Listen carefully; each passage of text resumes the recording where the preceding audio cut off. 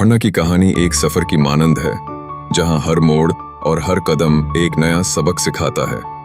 जब ज़ैनब और उस्मान की जिंदगी में हन्ना की आमद हुई, तो इस लम्हे ने उनकी दुनिया को बदल दिया।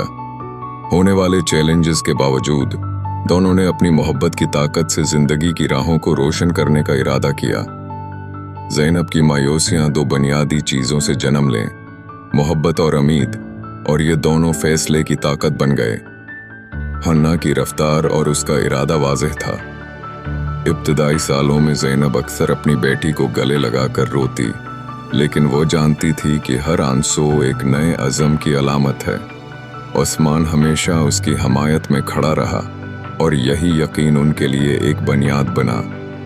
गांव की ख्वातीन की बातें ज़ैनब को कमज़ोर न कर पाएं, और उसने हन्ना को मौजज़ा माना, एक ऐसा दिलकश जवाहर जिसका कोई नाम बदल नहीं था। हन्ना की तालीम का आगाज कुछ यूं हुआ कि उसने अपने पाँव से काम करने की ताकत को समझना शुरू किया। खाने के चम्मच के साथ आगाज करके उसने अपनी मिट्टी से तख्लीक का सफर शुरू किया। ज़ैनब की आंखों में हैरत के साथ खुशी के चमकते सितारे ढूंढे गए जब हन्ना ने पाँव से बुलाक उठाने जैसे काम किए।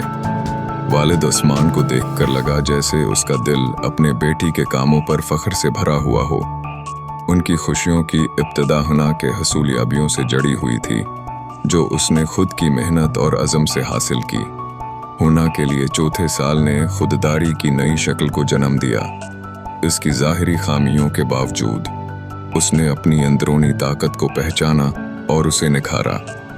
जब दोस्तों ने मजाक उड़ाया या उस पर हंसी की, तो उसने नरम लहजे में जवाब दिया।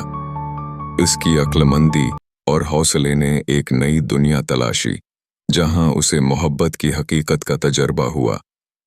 स्कूल के दरवाजे पर हन्ना की पहली सूरत हाल ने जिंदगी के मौजज़े को पेश किया।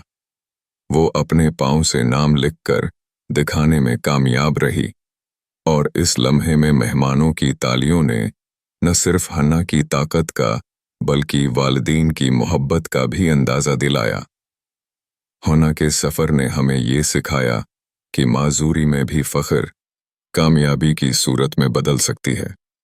वो स्कूल के दरमियान अपने नाम के साथ मोहब्बत की बशारत लेकर आई, जो पैगाम देती है कि असल ताकत